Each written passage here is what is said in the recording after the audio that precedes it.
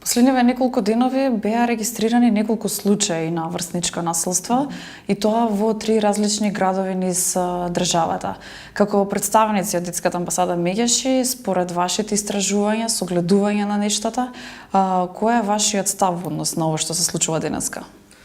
Па видете вака, кога збориме за самото врсничко насилство, тоа представува една комплексна појава, каде што најчесто влијаат различни фактори за може да се развие такво несување, односно негативно несување кај самите деца. Поточно ние го тангираме како некој искуствено учење што децата го имаат стекнато како модел, кој најчесто е од нивната непосредна средина, поточно тоа може да биде од самото семејство од кога доаѓаат, или пак да биде некој вид на некој социјален притисок кој го чувствуваат за своите врсници, за да може и тие самите да представуваат и да бидат дел од самата средина. И така некако да се наметнува овој модел на несување кај самите деца. Оние деца кои што се жртви од тоа меѓуврсничко насилство, дали сепак собираат храброст да го пријават истото? Како што напоменав пред тоа, сепак она што е многу значајно кај врсничкото насилство е дека во самото лице, нели тоа има одредени негативни влијанија, односно негативни последици. Па поради тоа придонесува кај самите тие деца што претрпеле насилство да се повлечат од самата социјализација на секојдневно ниво, да влие врз нивната самодоверба и врз тоа придонесува да тие лица некако и воопште ја изгубат довербата во самата средина во која нели тие учат, потоа што збориме сега за училишната средина. И многу често дури и не ги пријавуваат овие случаи или ово насилство што има претрпено, поради тоа што според нив не го гледаат како решение. Последниот период, навистина сме сведоци дека има бројни кампањи за против меѓуврсничко насилство.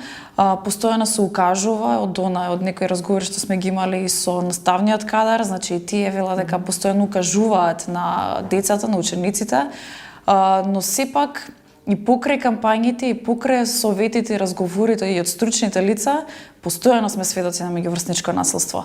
Каде општеството подвалува и што треба да се направи уште додатно за да се укаже на децата дека ето со самиот тој чин, сепак можеби кај другото дете или ученик се создава траума. Ајде ќе почнеме од почеток. Поточно ќе почнеме нашата работа на Меѓаши и нашите активности што се бива во моментот кога се несува на врсничкото насилство. Меѓаши во моментов има своја кампања, која гласи следна станица, која преку проектот на промоција безбедна училишна средина. Значи тој проект се спроведува од коалицијата за млади цивилизации сега, заедно во партнерство со Меѓаши, Смартап и Македонскиот центар за граѓанско образование, а е поддржан од фондацијата Пестолоци. Самата кампања се базира на градење на позитивни вредности. Односно според нас, нели ние збориме за децата кои се жртви или за децата кои се сторители на насилство. Тука веќе представува задоцната реакција каде што веќе се развиле тие етикети, нели да има етикета деца што е жртва или етикета што е деца на сторител. Така да фокусот нас моментално не е во превенција и спречување да се развие насилството во самата училишна средина преку градење на една безбедна средина. Така да тука ние гледаме сите чинители, односно самото училиште и родителите и децата, кон градење на некоја база на вредности, кон која ќе може сите да постапуваат и да играат своите односи и комуникација врз основа на тоа.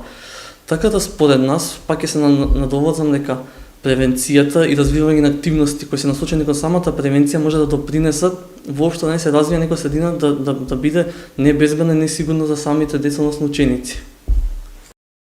Сега во однос нели на меѓуврсничкото насилство, откако ќе се случи истото, на почетокот споменавме веќе дали учениците собираат храброст да го пријават истото, дали станува збор кај родителите, професорите или пак нели во надлежните институции, но сега од другата страна, како реагираат родителите кога ќе се случи се тоа? Зборувам за родителите на сторителите на насилството, но исто така и за родителите на децата жртви. Видете, ние имаме наша SOS линија, сервис, каде што имаме и такви случаи каде што се јавуваат самите родители, бадат помош и поддршка, без разлика за која страна збориме. Но сепак, како што кажав, родителите не представуваат исто така една од клучните алки во креирање на таа безбедна училишна средина за самите ученици. Така да фокусот пак треба да биде насочен кон тие родители во заедничка соработка со училиштето и самите ученици, како може да допринесат, кои се нивните обврски, кои се нивните права во градењето на таа средина за која збориме. Така да, пак ќе кажам, она што е за нас значајно е вклучувањето на самите родители на градењето на превенцијата. Зашто после, откако нели ќе се случи одреден настан, откако веќе имаме последицата наречено врсничко насилство, тогаш веќе само представува дополнителен ефект, дополнително трошење на ресурси и уште многу дополнително низа наметки и активности за да се надминат веќе последиците што настанале. И сосема за крај, во однос на апелот и превенцијата нели против меѓуврсничкото насилство, кој е апелот на детската амбасада меѓаш? Затоа што неизбежно е дека живееме во општество во кое владае култура на насилство, а тоа го покажуваат и самите регистрирани случаи во Министерството за внатрешни работи, кон што треба да се насочиме следниот период и кој е апелот на амбасадата? Амбасадата во својата следна страница, односно во самата кампања следна страница, има наведено одредени позитивни вредности како база за градење на безбедноста кај учениците. Така да до нас апелот само ќе бидат слоганите на самата кампања, тоа е поддршка, разбирање, почит, љубов, за да може според нас тоа представува вредности кои сите ги разбират и кои може да и сите да ги приметнуваат, збориме од училиште до родител до самиот ученик, во создавање на средина во која може сите нели да функционират и се чувствуваат безбедно. Ви благодарам за одвоеното време и за упатените апели. Благодарам на вас.